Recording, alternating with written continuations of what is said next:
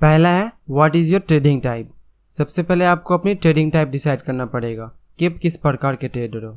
अधिकतर लोग ये डिसाइड ही नहीं कर पाते हैं कि वे किस तरह के ट्रेडर हैं, इसलिए अधिकतर बिगिनर ट्रेडर अपनी ट्रेडिंग पोजीशन में लॉस होने पर उसे कैरी कर लेते हैं और वहीं इन्वेस्टमेंट पोजीशन में प्रॉफिट होने पर अपना पोजीशन से स्क्वाइप कर लेते हैं।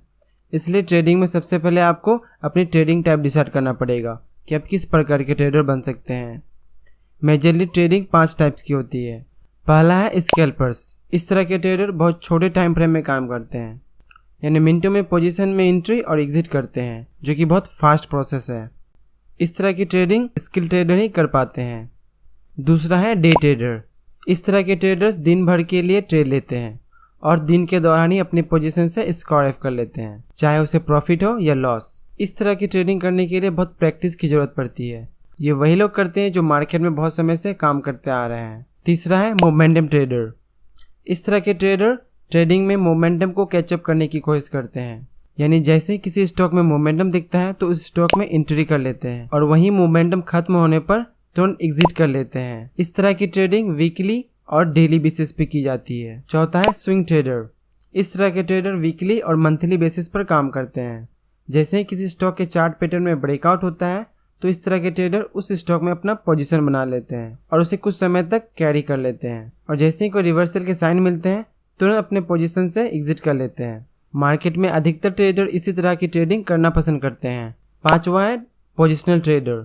इस तरह के ट्रेडर मंथ और 1 साल तक के लिए ट्रेड लेते हैं। जैसे ही किसी कंपनी का क्वार्टरली रिजल्ट अच्छा आ रहा है या अच्छा आने वाला है, या कहे तो कंपनी लॉस से प्रॉफिट करने वाली है, तो इस तरह के ट्रेडर उस कंपनी के स्टॉक में अपना पोजीशन बना लेते हैं। दूसरा है have a plan for your trading and investment. किसी भी ट्रेड या इन्वेस्टमेंट में अपनी पोजीशन बनाने से पहले आपको अपनी ऑब्जेक्टिव्स को क्लियर करना होगा, जिससे कि आप किसी भी सिचुएशन में अपने पोजीशन को हैंडल कर सको। ये कुछ पॉइंट है जिसे आप बैकअप द माइंड रखकर किसी भी ट्रेड या इन्वेस्टमेंट में अपना पोजीशन बना सकते हैं। फर्स्ट है have a plan A and plan B for your trading. किसी भी ट्रेड में पोजीशन बनाने से पहले आपको प्लान ए और बी दोनों तैयार रखनी होगी, ताकि अगर ट्रेड आपके ऑपोजिट जाए तो उससे आप एग्जिट कर सको। Point number 2, what is your trading and market beliefs.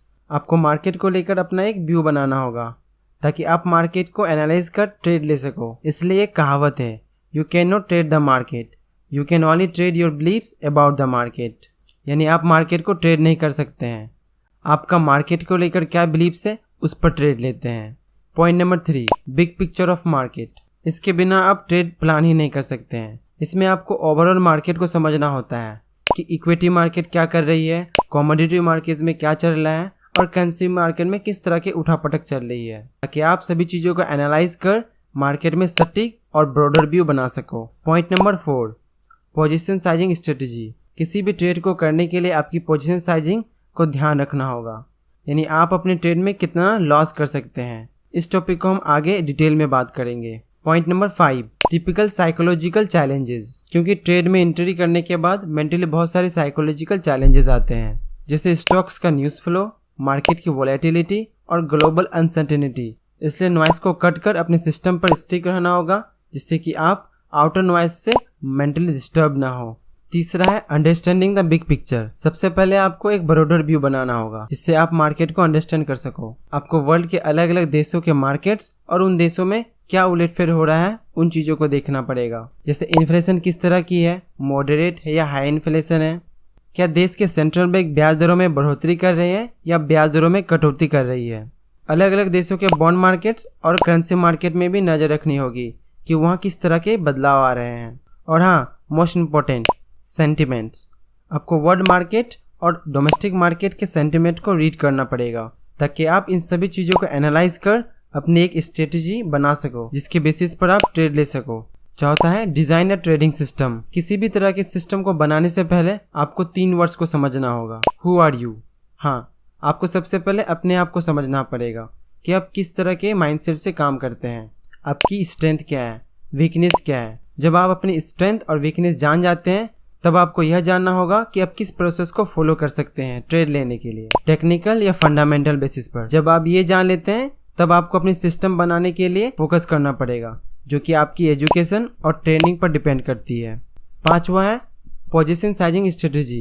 Position sizing strategy is more important then you think. Position sizing को अगर सिंपल भाषा में समझें तो आप अपने टोटल कैपिटल पर कितना रिस्क ले सकते हैं, यानी आप अपने रिस्क को कंट्रोल कर किसी भी ट्रेड में कितनी क्वांटिटी ले सकते हैं, जो आपके रिस्क को डिफाइन कर पोजीशन बनाने में हेल्प करता है। तो चलिए इसे एक मेथड से समझते हैं जिसे CPR मेथड कहते हैं। C का मतलब है कैश, जिस कैपिटल पर आप ट्रेड लोगे। P का मतलब है पोजीशन साइजिंग, यानी आप अपनी किसी ट्रेड के लिए कितनी क्वांटिटी ले सकते हैं। और R का मतलब है रिस्क, यानी आप अपने टोटल कैपिटल पर कितना लॉस ले सकते हैं। तो चलिए एक ट्रेड लेते हैं जिसमें समझेंगे कि आपको कितनी क्वांटिटी अपने एक ट्रेड में लेनी चाहिए जो आपके टोटल कैश पर रिस्क होगा, जिसका फॉर्मूला है P = C / R।